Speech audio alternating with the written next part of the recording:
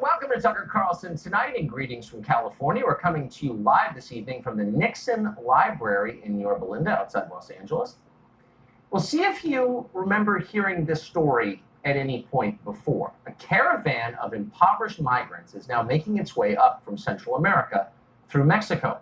Their plan is to present themselves at our southern border and demand entry into our country with all the benefits, of course, that entails. The White House has vowed to stop this caravan using the armed forces if necessary, but it keeps coming. Have you heard something like that before? Well, in fact, you have.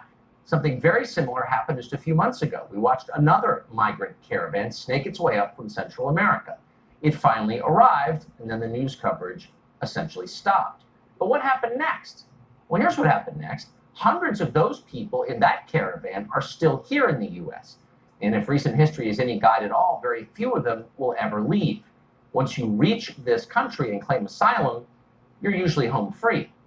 Our media don't often cover that, but the rest of the world is watching and knows it very well, and that's why they keep coming. The most recent estimates suggest that a caravan's worth of uninvited migrants arrives at our border every few days. Why is this happening? Because an entire political party is inviting it and encouraging it.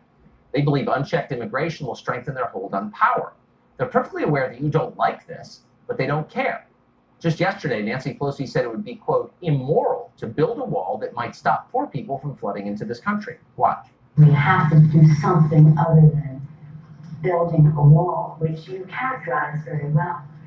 In my view, it's immoral, expensive, ineffective, and not something that people do between countries. Did you catch that? Securing the border is just, quote, not something people do. Not something decent people do anyway. Bigots do it. So do moral reprobates and anyone else who derives pleasure from cruelty. As MSNBC explained just today, borders are a lot like slavery or the Trail of Tears. Watch. This is a moral outrage that harkens to the worst excesses in the history of the country, to the separation of families at the slave auction blocks, Yes. to the separation of Native American families. It is a moral outrage. Said, I love you. I really do. I'd like to move next door to you and have coffee. They're morally outraged. Well, they're always morally outraged, and the point of their moral outrage is pretty clear. America has no right to decide who lives within its borders. Americans lack the moral standing to make that decision. We are too sinful. Illegal immigrants come here because we deserve it. We meddled in their wars in the 1980s. We had the gall to get addicted to the drugs they send us. We once had segregation in the American South. Whatever. The point is, this is a fallen country. 22 million illegals within our borders is just the beginning of our penance. Latin America is listening to all of this, and they are getting the message, and that's why they're on their way. Last fiscal year, 94,000 families from Honduras, Guatemala, and El Salvador were detained at the U.S. border. Not one of these people had a right to come in, but they were not deported. Almost 100% of them are still here, and most will never leave. We are powerless in the face of this. Congress could fix it, but Congress refuses to fix it. The system is broken by design. Voters know this, of course. It's one of the main reasons they voted for Donald Trump 2 years ago. They don't hate immigrants, obviously, but they do believe America has a right to decide which immigrants to admit. All countries have that right, don't they? That would be an interesting debate. The Democratic Party and their lackeys in the media don't want to have that debate because they know they would lose. So instead, they try to bully the population into silence.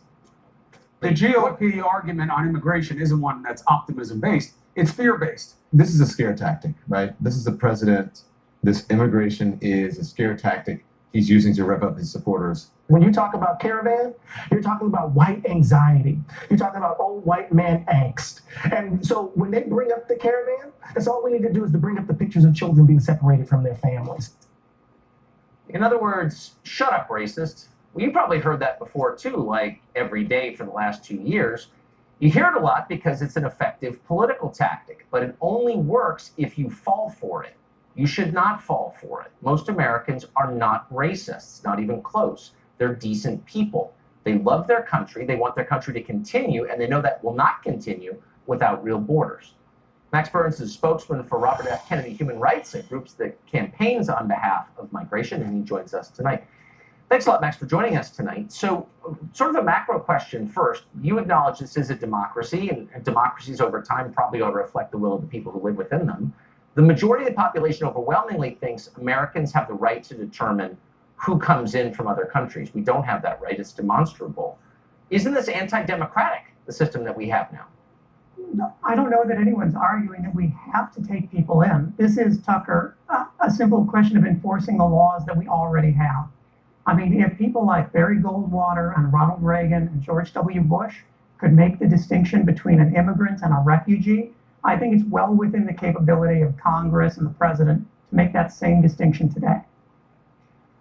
But we're not making that distinction. And that's the reason that of the last caravan, as you just heard, which was several months ago, almost every single member who made it within our borders is still here. We're not enforcing our own laws, and that's why we have upwards of 22 million illegal aliens within our borders. The outline is really simple. We don't have control of who's coming in or out. And it's hard to contest that when the numbers are universally acknowledged. So why is that democratic if most people don't want it?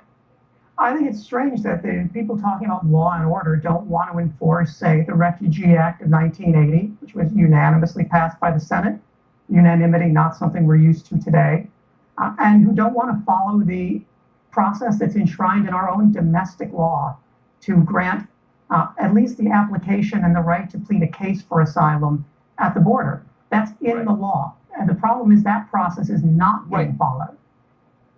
Well, it's not, as you know, and I think your argument is disingenuous because you know, because you work on this issue, that the overwhelming majority of people are released within our country and never go before a judge and just stay here. And again, that's why we have 22 million. So when illegals in this country right now, it's part of the reason. So if you see a migrant caravan coming of people who have no documentation and no right to be here, it's a little concerning when the left says, well, wait a second, we deserve them because we meddled in their countries in the 80s, or we take the drugs they send us. The point that you're making and others on the left are making is this is our punishment. No, which is what you Tucker, clearly you're a supply and demand conservative. You know that there can't be a demand without supply. There can't be supply without demand. It's not like this is a one-way street. These are drugs that we are obsessed with as a nation due to a failed war on drugs. And there is something to be said for the fact that we have created this gang violence, this political instability in Honduras and Guatemala through this addiction we have to drugs, and yet we are so hesitant to acknowledge the human cost that's marching toward us. No, I guess I'm not hesitant to acknowledge the human cost. I'm struck by your hesitance to acknowledge the over 50,000 Americans who died last year of drug ODs. Where do they figure into this moral equation of yours, where we deserve to be invaded because we take their drugs? What about the families of the 50,000 who died? How much time do you spend thinking about them? All the time. I think they would be much better served using that money we want to spend on a wall for opioid prevention, opioid education, and to rethink this entire country's addiction to heroin, crystal meth, to marijuana. Come on, Tucker, that's more useful than a wall. Wait. A wall might stem some of the flood of illegal drugs, not all, but some that would save American lives. But that's not a concern to you because why? Because these people You're are against seeking, the wall because you believe because it the would people work. in this caravan are seeking asylum status. They're not drug runners. All the pictures that are up right now on the TV are them checking in at police stations. You don't know who they are, actually. You have no idea who they are, and neither do I. Which is why we have a process for hearing their asylum claim. That's why we have a vetting process. Why do not, hold on. You know as well as I that a wall would give us some control, physical control over our borders. It works, which is why you hate it. Why would you argue against the right of a sovereign nation to determine who comes in? Why? What is your motive in that, honestly? I think the drugs, you would agree, are going in under the wall and over the wall and on sea routes, not so much through a point of entry like McAllen, Texas. I'm not sure we know that, but people are certainly going on foot, and a wall would stop some of them. Why would you oppose that? There was a report on Fox just the other day of a gigantic air-conditioned drug tunnel with a little mini subway in it. So you can't say that it's not like they haven't figured out how to get around a wall. Yeah, so you just want to save money. You're just worried about federal expenditures. All right, we're out of time. Max, thank you. Thank you.